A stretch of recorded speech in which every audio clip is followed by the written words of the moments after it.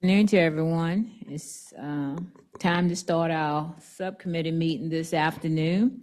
And we only have one pressing thing on our agenda. And I hope that everybody knows everyone up here so we don't have to make any introductions. We good? Yes. Okay. All right. I was just double checking. Okay. All right, at this time, I believe that we have Ms. Patricia S. Bishop, who's Director of the Virginia Retirement System, to present a report to us this afternoon. Welcome, Ms. Bishop. Thank you, Madam Chair, members of the subcommittee. Delighted to be with you this afternoon and appreciate the invitation to be here. Let's see. Oh, okay, it is moving forward. So wanted to go over just a few items that Michael suggested we highlight, provide an overview of the retirement system. For some of you who have been on the committee before, it may be a little bit repetitive, but for some of you it may be some new information. I'll try to move through at a pretty good clip, but if you have any questions, please feel free to interrupt me along the way. VRS is the 19th largest public or private pension plan in the U.S. and the 41st largest in the world. We have over 723,000 members that we cover. Our membership slide here gives you a breakdown of how those 723,000 folks are, how they're covered by our plans. We have back in the day, we used to just be a Plan 1 type plan. Now we've added Plan 2 as well as the hybrid retirement plan. New folks go, after 1/1/2014, go into the hybrid retirement plan, with the exception of folks who are in hazardous duty positions. If their employer elects those benefits, they would go into Plan 2 with enhanced hazardous duty benefits. There's also, on this slide, it talks about inactive or deferred members. Those are people who have service credit with the system, who have not taken a refund, who can either come back and add to their benefit or take the benefit at the time they get to the age and service provisions of the plan. So just to kind of visually show you what's happening with the plans with respect to membership, I like to see things graphically. So as you'll note, the yellow portions of those bars are the hybrid plan members that have been growing over time. The blue bars are your Plan 1 folks, and the sort of green bars are the Plan 2. So in a few years, the hybrid retirement plan will be roughly about half of the membership of the teacher plan. And the same is true, the same pattern for state employees, and then the same pattern again for our political subdivision employees.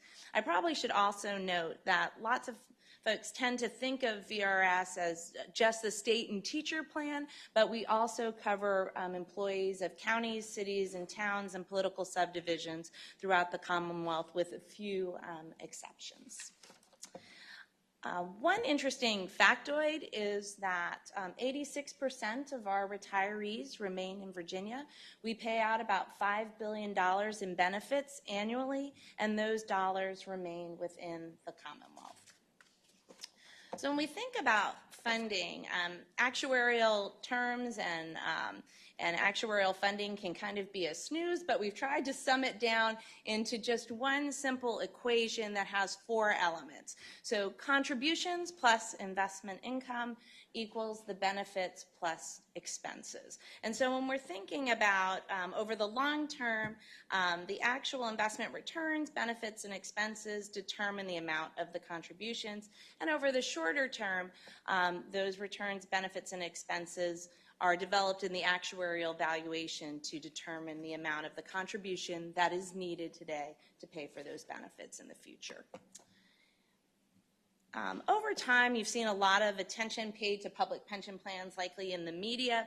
And so some of the literature concerning public pension plans and best practices has really focused on a number of elements when they think about the health of a system. And probably first and foremost is funding 100% of the actuarially determined board-certified contributions. And the good news for Virginia is that the governor and the legislature had made that commitment in statute, and so we've crossed that bridge. And so for our statewide plans, which is both the teacher and the state employee plans, those contributions are being funded, and they are again in this year's budget that was introduced by the governor. Also, the use of a judicious discount rate. We are now currently using 6.75 as the discount rate. Another thing is using amortization periods that are reasonable. So we have a 30-year closed amortization for our unfunded liabilities that existed through 2013, and thereafter we use closed 20-year periods. And so really that's kind of saying that in the past, there were open amortization periods that was kind of like refinancing every year. Now we're decrementing down and paying those liabilities off over time. Also thinking about risk sharing between the employer and the employee, where you would think about the sharing of longevity, investment, and portability risk, and our hybrid retirement plan does just that. Also thinking about the future costs of benefits, and the hybrid retirement plan was an effort essentially to reduce the future cost of benefits and also share that risk. And finally, thinking about how we think about adding to or reducing unfunded liabilities. So when benefit enhancements, for example, are contemplated, it should be also considered that that will potentially add to the unfunded liabilities of the plans. So this is sort of a busy slide, but I often get asked sort of how benefits are funded, and so if they are for current members as well as future hires.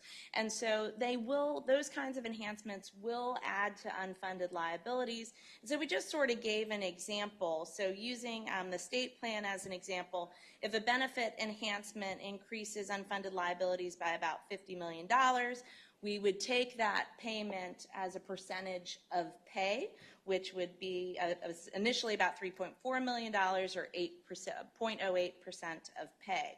But over time, the cost of that, just like as if you're financing a car, the ultimate cost of that is more than the $50 million because we've spread it out over that 20-year period, and it incurs interest along the way.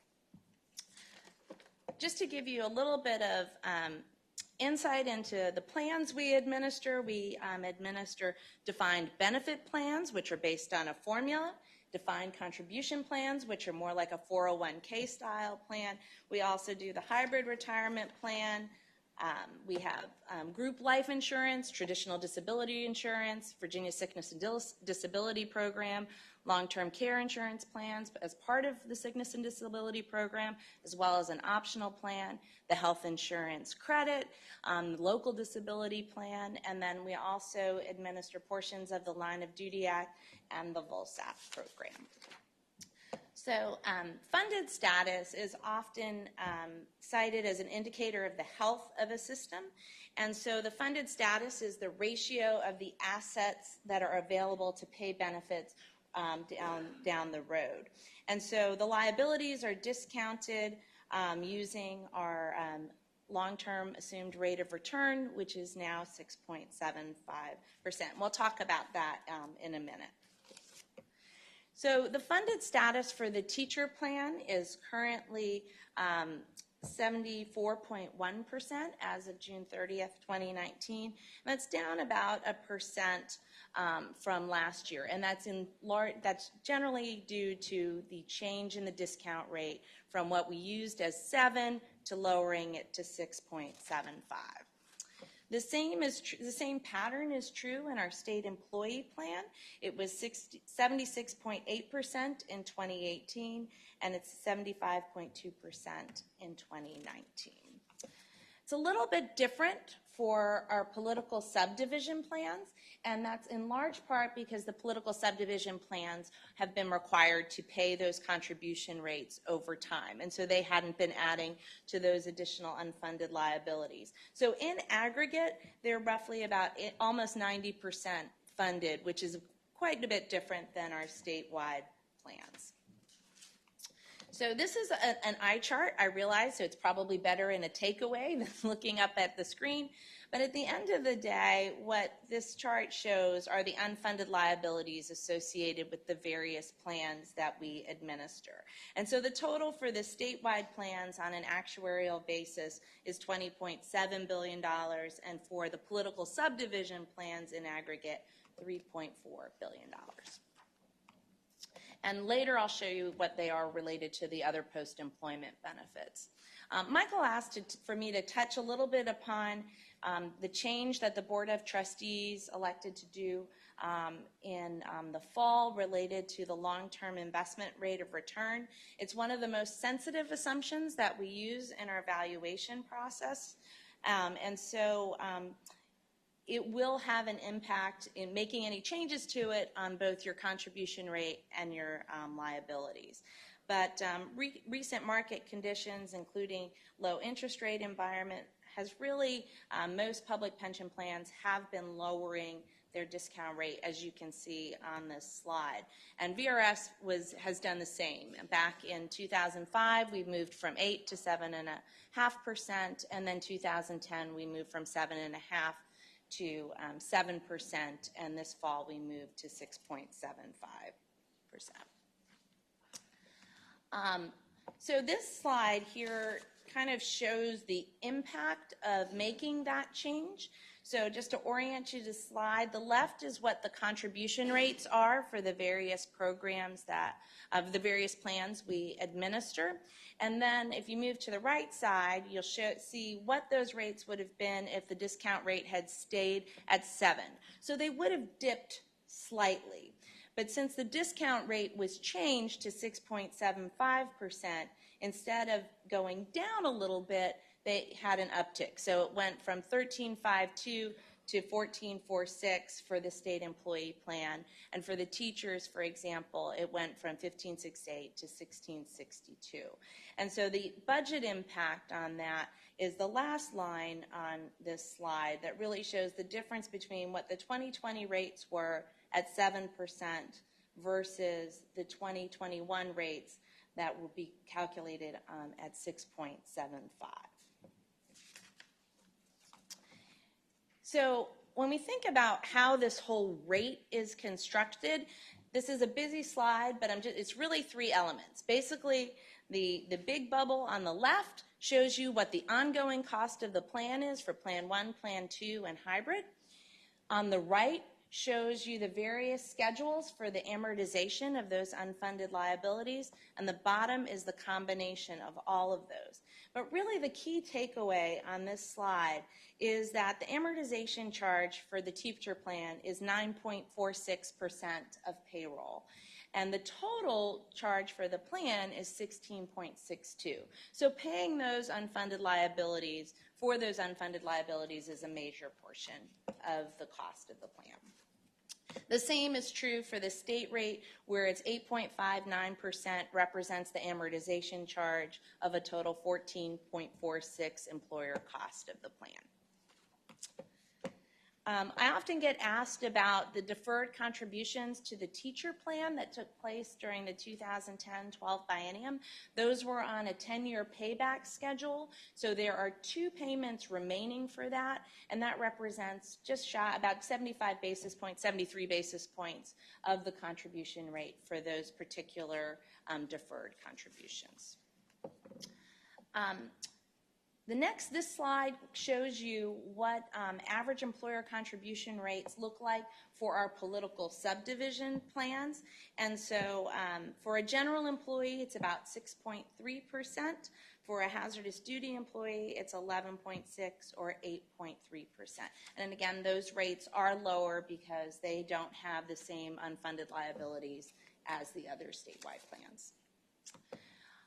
This shows you the contribution rates for the other post-employment benefits that we administer: group life insurance, the health insurance credit program, the Virginia Sickness and Disability Program, and the Virginia Local Disability Program. They all hover at about 1%, a little bit more or less.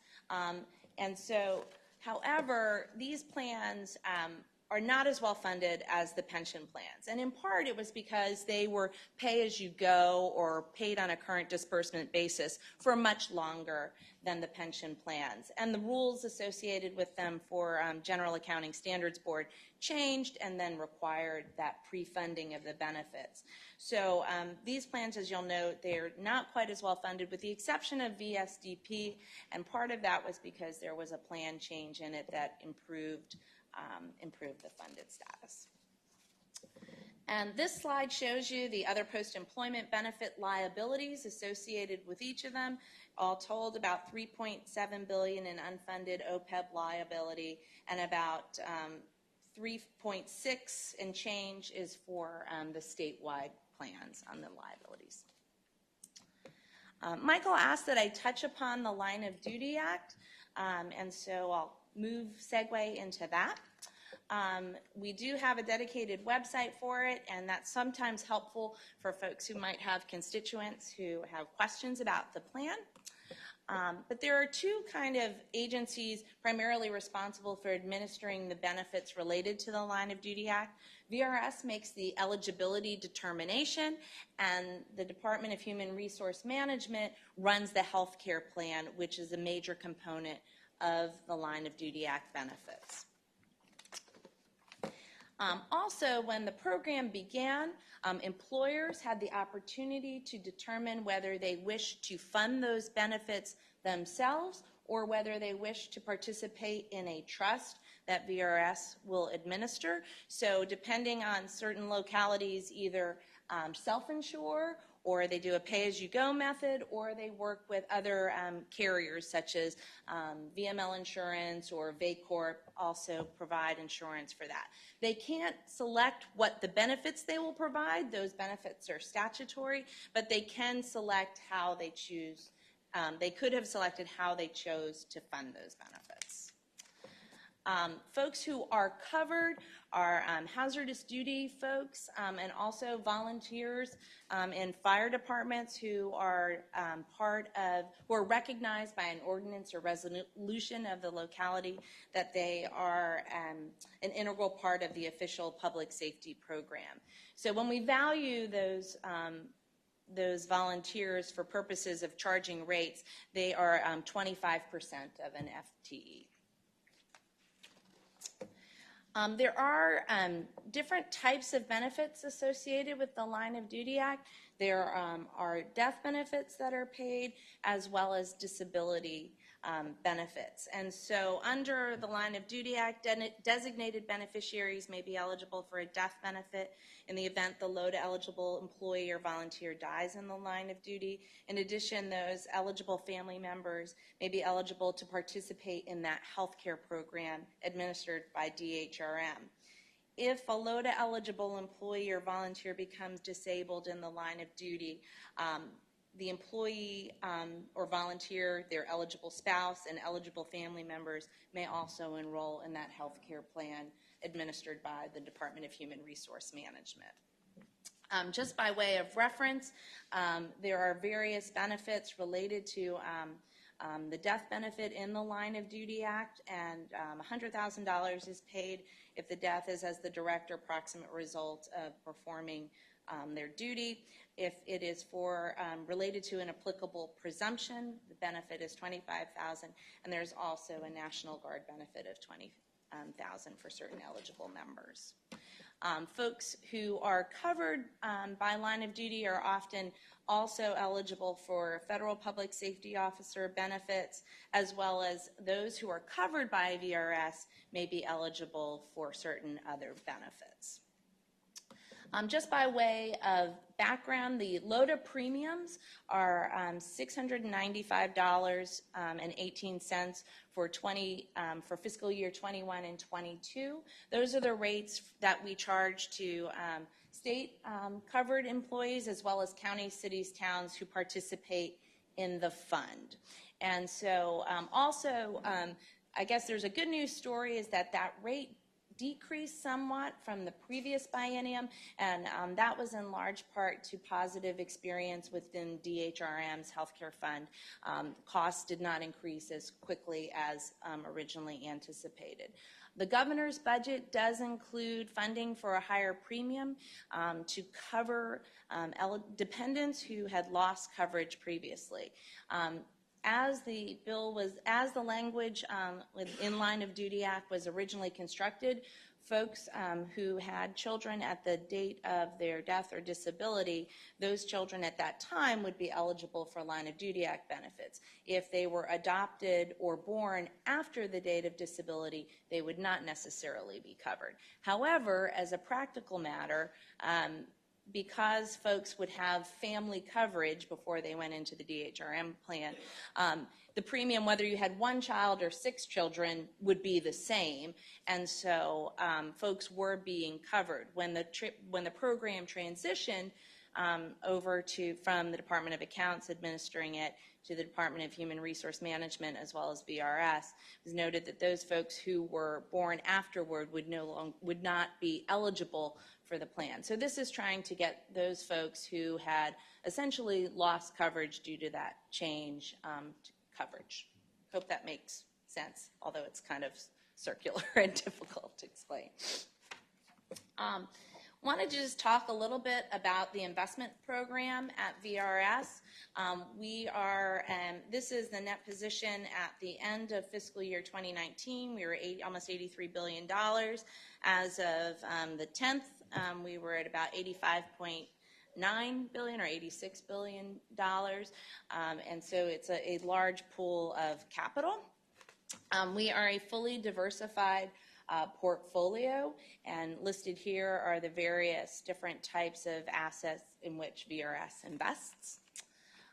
One of the things I thought might be helpful for this subcommittee to know is that the team manages approximately 1/3 of those assets in-house. And so we run about $14 billion in equity-related strategies with our internal team, as well as almost $13 billion in fixed income strategies with our internal team. And so one of the things that is a good news story, and by managing those programs in-house, we save roughly $52 million annually, and we use an external benchmarking service to compare the costs from our team doing that work compared to external managers doing that. I wanted to just touch upon our modernization journey, and so it's been going on for a while, and so we have done parts and pieces of it. We started initially in 2010, and we did more of the employer-facing elements first. Then we took a pause and implemented the hybrid retirement plan, and now we've moved through a different phase where they're much more customer-facing with various releases. And then our big milestone was last spring, where we migrated off of our legacy mainframe system. We retired we called it RIMS, Retirement Information Management System. We actually retired RIMS and moved to a client-server environment. And that's where we calculate the benefits and pay $5 billion annually out of that system. Our next part of our journey, sort of the final leg of this modernization journey, is looking at doing online retirements. And our vision there is not only to just kind of do the fillable PDF, it's more to embed counseling, and sort of as if you use kind of like either an online tax return service that would say, did you know you have eligible dependents? Did you know you might have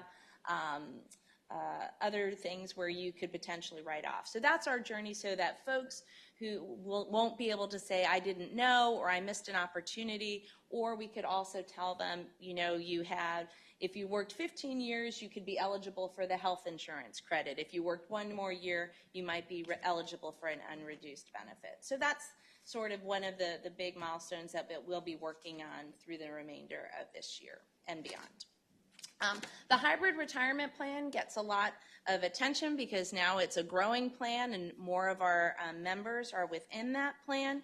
It does provide a foundational defined benefit, which is based on the same kind of formula that's in our traditional Plan 1 and Plan 2, combined with a defined contribution plan. And so it does, as I mentioned earlier, introduce that risk sharing, and it did reduce employer investment and longevity risk by about 1/3, because you do have that portion of the benefit that's in the defined contribution plan, which has no potential for unfunded liabilities. The other thing to note is that the hybrid retirement plan basically took the current defined benefit plan and just reduced the multiplier to 1%, revised the COLA, and increased age and service provisions. But one important element within that plan is auto escalation. So if folks are not making their full voluntary contribution, every 3 years we will move those folks up by 0.5% unless they opt not to do so. So that's a good news to encourage savings, and it's considered a best practice to try to use automatic tools to move folks to save more. And so when we just had an auto escalation that'll go into effect in January, the good news is that less than 1% of our population opted out. And that's due in part to the good work and communications by not only our team, but also our partners in the various employers that offer this benefit. We do significant outreach and provide a variety of tools to our employers to try to enhance savings within the hybrid retirement plan. They can set increases on their own. That's called Smart Step. We also do enhanced messaging. If they log in to check their account, the enhanced messaging we've seen really positive results with that. Folks will click for more information and then often increase their contributions on their own. Our Go Hybrid plan is when teachers are hired, they can elect those voluntary contributions even if they're hired over the summer and their employer doesn't even enroll them until later. They can get them as soon as we have our first touch point with them. We also have a video series, we call it the Hybrid Learning Channel, and this will help folks understand what the plan is, and particularly with our not only our individual participants, but also our benefits administrators. We pair all of that with our financial wellness program and our MyVRS portal, which allows folks to do plans and estimates and self-service and comparison tools. We know that folks won't be successful in saving for retirement if their financial literacy is not where it should be, and so we give them a variety of tools, calculators, courses, games, all of which is located on our public website, and then they can have a more tailored experience through their MyVRS portal. And so the last portion of my presentation is really a listing of the bills that are related to VRS. I'll say spare you and not go through all of them, but just wanted to kind of note, we tried to lump them into themes of the types of bills that are coming through. The Board of Trustees did request one change. It's a technical change to the felonious assault benefit because of changes to the 529 statutes last year, how we calculate the value of tuition for eligible dependents who have whose parent has been the victim of a felonious assault needed to be changed. And so that's essentially what that does, and we appreciate Delegate Carr carrying that for us on the House side and Senator Ruff carrying it on the Senate side. There have been a variety of Line of Duty Act bills, changing eligible dependents, also how we do our medical eligibility reviews, and also adding certain eligibility for certain employees as well as certain diseases. There are a number of return to work bills, and this means that someone could continue to receive their retirement benefit but also work full-time in a covered position. And those are for school bus drivers, for school security officers, school resource officers, I think those are the key ones. And then also there are some changes proposed to the judicial retirement system related to the cap on the retirement benefit, and also an increase in the multiplier for judicial retirement. There's also a bill related to mandatory retirement for hazardous duty employees. There's eligibility for DMV law enforcement and DCR officers for the Valors program. Also an increase, a change to the age for Valors could be eligible for not only their retirement benefit, but also a supplement that they can get up until, currently it's age 65. This would allow that to go to normal Social Security age. There are a number of workers' comp related bills, and I think you'll probably be hearing about those. JLARC did a report in December on related to a number of those. There's another bill related to adding E911 operators to the list of positions eligible for hazardous duty benefits. Changes to eligibility for unreduced benefit for constitutional officer when the city reverts to a town. And then one that's probably near and dear to Delegate McQuinn's heart is the health insurance credit for school support personnel. And so those are the overview of the bill. I'd be happy to take any questions, but I know it's probably been a long day for all of you, and this is probably a bit of no-dose, you know, or sleep aid, if you will. Are there any questions by any community member? Delegate Davis? Thank you. There was that one slide that you had that showed the percent funded over time. And obviously, like you'd mentioned, the biggest factor on that is the assumed rate of return. Is there the similar chart that's baselined that may take into account the delta in rates of return, whether it was achieved or unachieved, just to kind of provide a I guess the best way to put it is kind of a present dollar type scenario? Sure. I can get you a slide that shows what the rate of return was and compared to what the assumed rate of return was. And then I think what you're trying to figure out is at what portion of the unfunded relates to the change in the discount rate, right? Yes, ma'am. Yes, ma'am. Okay. If I looking at that slide, if I knew what the assumed rates of return were and kind of how far off of achievement some of them were, we can kind of get that baseline. So sure. And in the past, it was roughly about, I think it's like 40%. About 40% of the unfunded liability is generated by the change in the discount rate, okay. And then it's another 30-ish.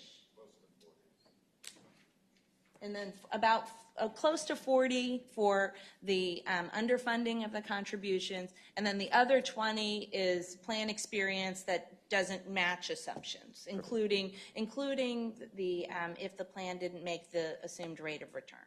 Thank you. But I'll follow up with you to get you those items. Are there any other questions?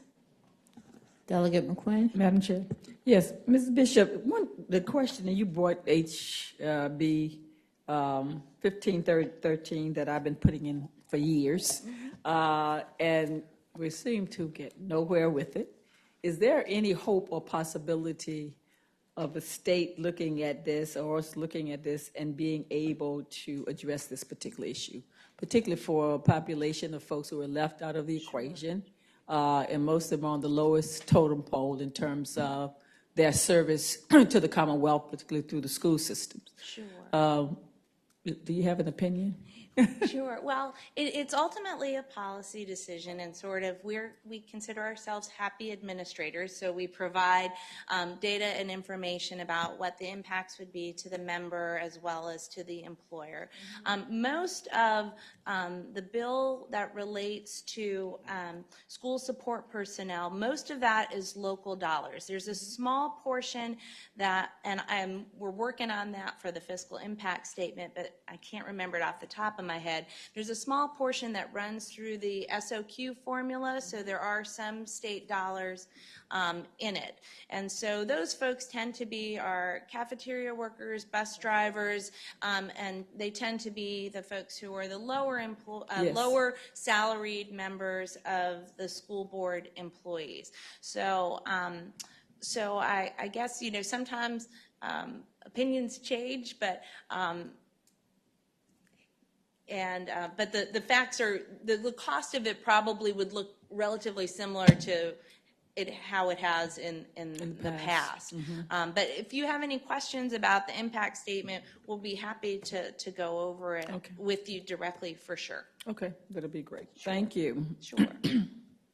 Delegate Boulevard? Thank you, Madam Chairman, or Chairwoman. Quick question on the VRS, because I'm new to this, and so my understanding is that each year we try to do 100% of the actuarial for VRS, but that overall funding is down there at the mid 70s, and I'm assuming that is because at some point we underfunded it, and so that's why we have our averages low, and that each year that we do 100%, that your rolling average is going to slowly creep up there a little bit higher. Is that correct? Yes. Essentially, what we have is that the rates include, like I talked about, those different schedules for paying off the prior gains or losses for each year. And so by 2042, that's when we finish paying off the unfunded liabilities that were sort of set at a 30-year amortization schedule. And so we're paying that off in little chunks each year. And so then you'd get to, essentially, you'd really not have any of the debt schedule except what you'd have on any given year in a gain or loss. Does that help, or did that confuse? No, that helps. Madam Chair, I guess a quick follow-up. So what are the practical ramifications in the meanwhile as we're catching up on that of being underfunded? Sure. So the goal, like any actuary would tell you, the goal is always to be getting close to 100% funded, knowing that you don't necessarily have to get there overnight, but you have to have a reasonable plan that you can commit to doing and be diligent in funding that plan. I think one of the things that has been sort of a win behind the sale is that the bond rating agencies look very carefully at the fact how a state funds their pension plan. And so they want to see, are you fully funding the required contribution rate? So that's an important element that they always look at. And so there are ways to potentially reduce that unfunded liability. If you put in a payment today, more than what's asked, then it could save potential interest payments over the long term.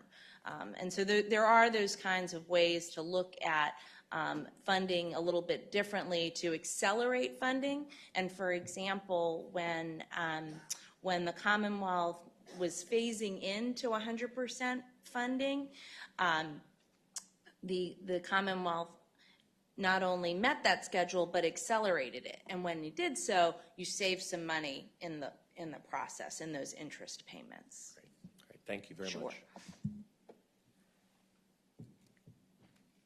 Delegate Davis, you look like you got a question. I do have one more. Sorry, Madam Chairwoman. I remember the debates between defined comp, defined benefit back in 2012 we had in local government as this was coming through, and part of the discussion was always around, if you go more of a DC scenario, you get the portability, and do we want that for the new employees? Has there, and I don't know if this is the right area that would have the analysis, but has there been any real impacts to either people transitioning out since it has become more portable, or the ability to hire some of these professions, teachers and otherwise, that don't have that DB 100% solution? Has there been any association between any of that trend? I'm not sure I could give you a causal relationship, and I don't know that we have the data to do it.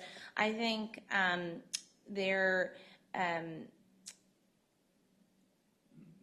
I think it's a tough question because we do see some folks working longer, but some of the the working longer. So turnover might not be as much, but some of them are working longer because they want to get to age 65 because of the cost of health care. So, but our patterns in general have not changed significantly. I don't think in turnover patterns haven't changed in aggregate. Related to the change in plan design. But there's a lot of moving parts and pieces. So depending on what employer group you are and who you're trying to attract and retain, there may be elements. So broadly speaking, we haven't seen a glaring change in general trends, but I'm not sure I have the data to either confirm or deny that. Thank you. Well, if there's no other question from the committee, we thank you so much, Ms. Bishop, for your presentation. Thank you so much. I appreciate the opportunity to be here, and we appreciate the opportunity to work with the subcommittee going forward. Thank you very much. Thank you. May I have a motion to adjourn? Second that we adjourn. Thank you so much.